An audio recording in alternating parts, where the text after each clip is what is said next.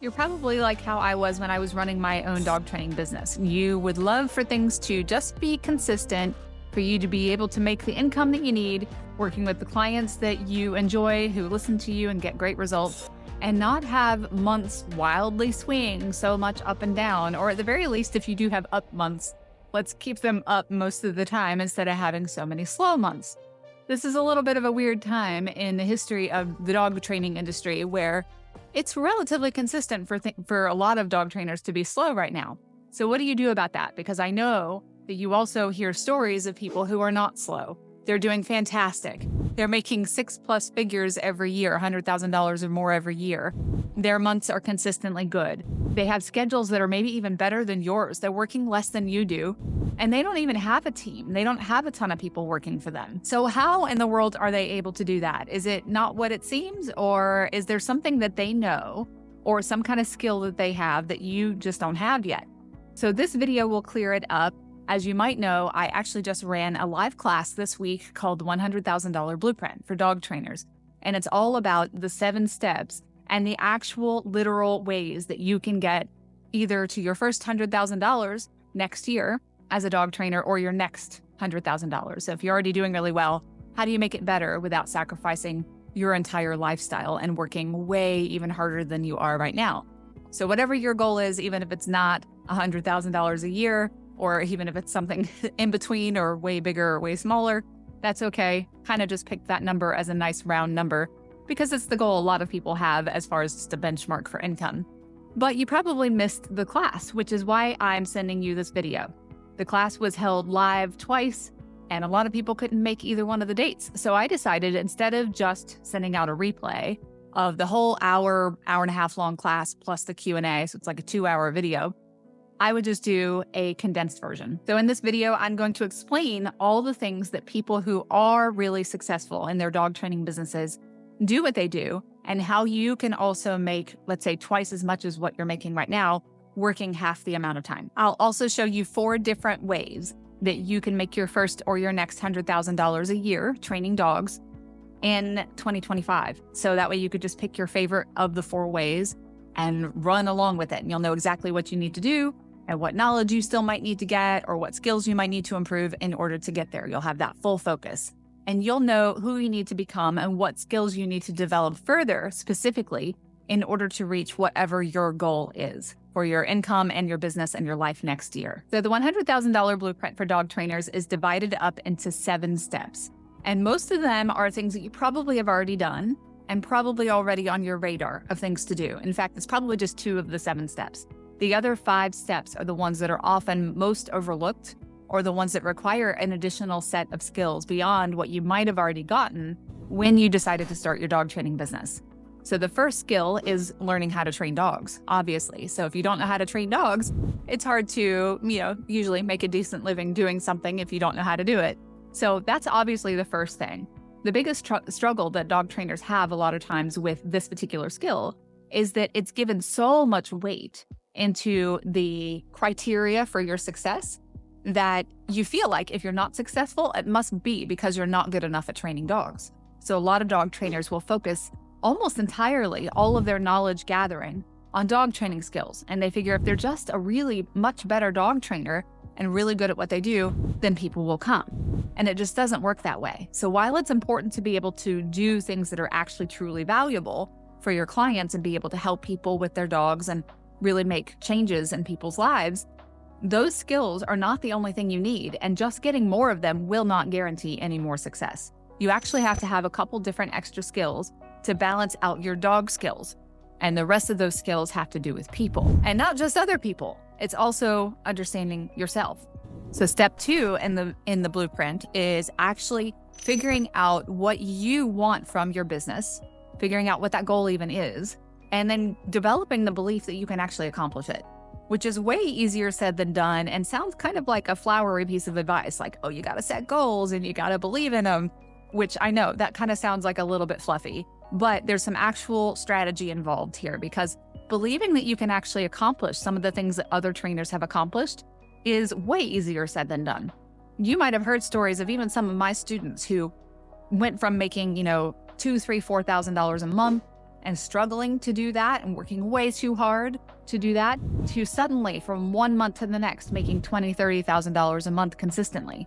One of the stories was someone who consistently was making $6,000 every month, joined one of my programs, made $30,000 the next month, and then ended up the following year making over $175,000, and this year making over $300,000 with just him and his wife working from home, no board and trains, and no working on the weekends.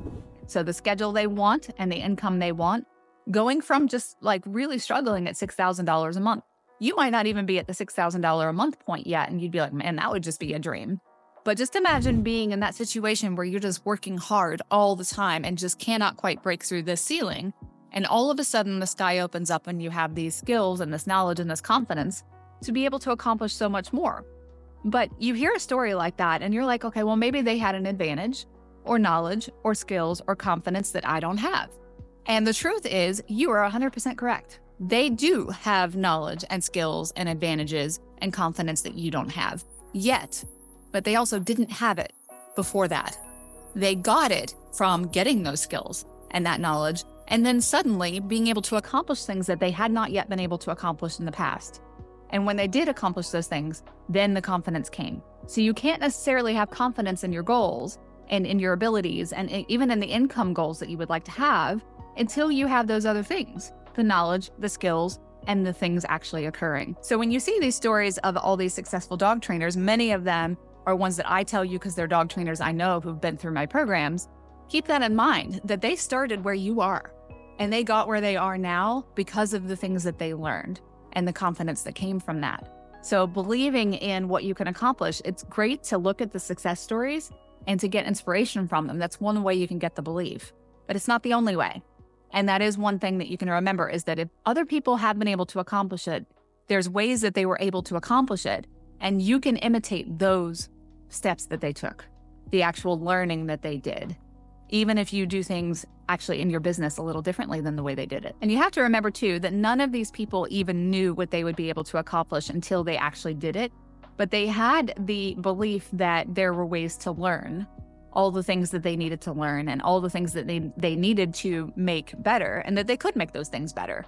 And if they didn't have the belief that they could do something, that there was knowledge that was in their control, and there was something they could do about that part of it, if they didn't believe that, then they would have just sat on their hands and done nothing to change the situation.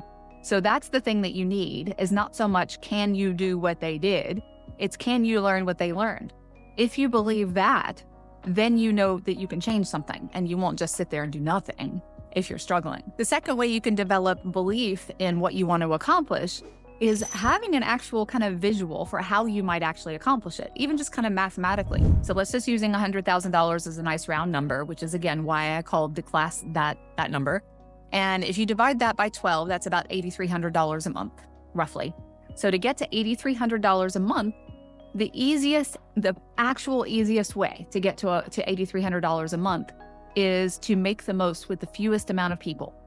And the reason for that, and bear with me here because this gets a little bit crazy in your head with not only belief, but also just math, is that if you, let's say right now, on average make, let's say $250 per client, then you need 33 clients every single month to get to $8,300 a month.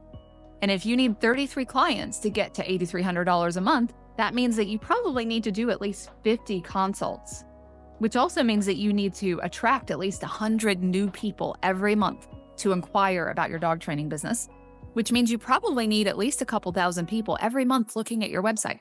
That's just really, it's very difficult to do. It's just so many people. And you already probably prefer to work more with dogs than you do with people. So dealing with that many people is exhausting. That many phone calls, that many leads, that many consults, that many clients. It's just ridiculous. Most of the trainers I know who make 6 figures or more, they don't work with 33 clients in a year, and they still make $100,000 a year. And they make a much bigger impact on those people and those dogs than they would have if they went for volume, if they just went for a lot of people. So there are 4 different ways that you could accomplish it. That's one, is if your income's $250 a person. But let's say your income per client is $750 per person. Now you only need 11 clients, which might mean you only need like 20 consults, which might mean that you only need about 50 leads, which cuts down on the amount of traffic to your website that you need every month. But what if your income per client was even higher? What if it was $2,000 each? Let's say you knew how to do that and you knew how to create programs that people saw the value in so that they would more often choose a program that was more expensive. I know right now you might not know how to do that, and that's okay. We're talking hypothetical numbers right now. That is something you can learn. And that, like I was talking about before, that is a skill you can develop, is learning how to create programs that you can comfortably and confidently sell to regular people who will decide out of preference to spend $2,000 with you instead of $250. Even if people are saying no to your too cheap prices right now, this is still something you can do. So let's say it's $2,000 a client. Now you only need 4 clients every month. And you probably then only need to meet with, let's say, 8 or 10 people every month for a consult, which means that you probably only need 20, 25 leads coming in every month, which means you probably only need about 500 people per month looking at your website. That's a lot more doable. Even if you're paying for advertising, that's a lot more doable.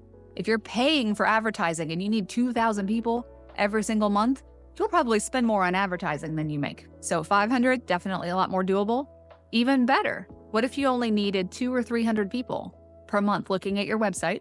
You only needed about 10 leads and maybe only needed about 5 or 6 consults and only needed about 2 clients. And you made, on average, let's say $3,500, $4,000 a client. Even easier. The even easier part assumes, of course, that you know how to, again, put together programs that people value, which is why your program creation skills are so important. The more you can make per client, the easier it is to work a lot less, make a lot more impact, get much better clients, and make a lot more money without burning out. But it is a skill, being able to actually do the offer creation, the program creation side of things, know how to put together a program and describe it wisely and price it wisely so that people in your area will choose to spend that, even if they balk at your prices right now and say you're too expensive. So we're going to get to that in a second, but this mathematical thing is one of the ways that you can develop a belief in your ability, is to just see it on paper and say, okay, now I know how many people I'm going for at each step of the process. I know how much traffic I need. I know how many consults I need. I know how many leads I need. I know how many sales I need. Knowing those numbers is really important, because if you don't know how to analyze your business in that way, you just kind of just throw stuff at the wall. You have no idea what you're even working on. If you're struggling, you don't know why. You don't know what you need to focus on. You just dump more effort and more money into advertising, and that might not fix the problem. That might not even be the problem. So just knowing that and being able to figure out how many people you need at each step is a really good thing to know. The other thing that might really help your belief is to remember that these people who sell really high-end programs, these dog trainers who struggled in the past to sell programs or single lessons even for like $50 each, and people would say no all the time, these trainers often sell $3,000, $4,000, $5,000, $6,000 programs now. They didn't always, they do now. And the reason they're able to do that, and the reason they got the confidence to be able to do that, is that they didn't just jump out of the gate out of one of my programs and start charging $6,000. What they did was offer higher value programs alongside smaller ones. And when they offered higher value programs alongside smaller options, some people would choose the cheaper ones because that's all they could afford. And some people, a lot of them, would choose the bigger ones because that's what they wanted. So by offering bigger, higher end programs alongside smaller options and knowing how to do that, it's so much easier to increase your income per client because there's no pressure. They could just pick the cheaper things that are just the needs if they wanted to. But a lot of them will prefer something that's bigger and more valuable if you know what those things are that people value and you presented those options. And then they go out with these programs where there are some higher end options, and lo and behold, somebody picks their $5,000 or $6,000 program. Now comes the confidence that they can now do this thing and make more per client. It pulls up their average income per client, and now they don't need nearly as many people. So that goes along with the belief and setting the goals. That's another thing that you can do, is not just be the expensive dog trainer. You don't have to just be high end. You just learn how to make options based on people's preference. So that gets into the third part of the blueprint, which is understanding people, understanding other people. What do they even want to buy? What do they value? What should you put into your programs to make them more valuable? One of the tricks that I will tell you now, one of the secrets, is that it's not about just making your programs larger, just bigger, more lessons, more weeks, just more stuff. So instead of thinking about making the program bigger and just more lessons and more time, think about what you can add to a program or a package that would make the outcome better. So more reliable, the dog listens in more situations, things like that. Just the outcome is better. And also, what can make the outcome more certain? What can give them more peace of mind that they'll actually accomplish the goal? Maybe it's some kind of long-term support or something like that that just makes them feel like the outcome is more definite, basically. What can you add to the program to make the outcome more certain? What can you add to the program to make the outcome easier and faster and less work? Those are the kinds of things that people prefer and they value, whether they need them or not. This is one of the core skills that I teach in my program, which is called Peak. You might have heard of it, because if you don't know what people value, you won't be able to sell a high-end program to regular people who want one, because you won't have a high-end program that people want. So you have to know what people actually value and what they actually want. And they don't just want more stuff from you. They don't necessarily want more minutes from you. More time with you might equal a better outcome. It might mean more reliability, but that's the thing that they want. If you could give them that more reliability and less time and less work and less time looking at your face, that's even better. So what can you do to make the outcome better, but also give them more certainty and also make the program easier and faster and less work for them?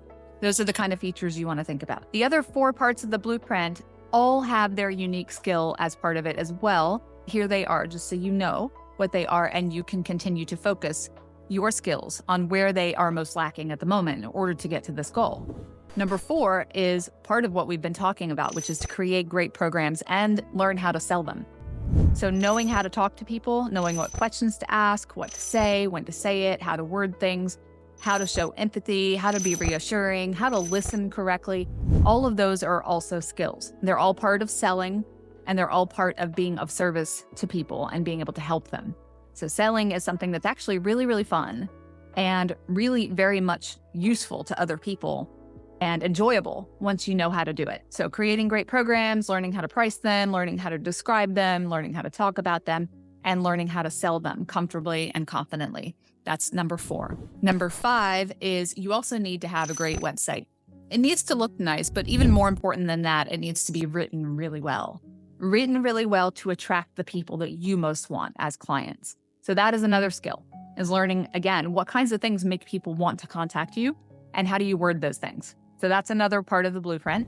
Number 6 is to know how to be found by people who are looking for a dog trainer already. So the people who already are aware of their own problem with their dog and they would love to get help with that. How do you be found by those people? That is a skill, and there's some psychology involved in that as well.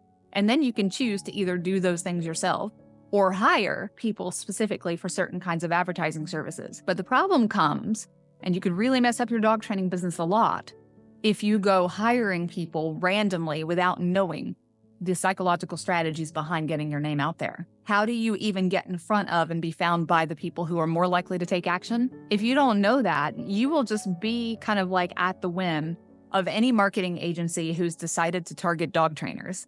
And they contact you and they make all these promises about being able to get you all these leads.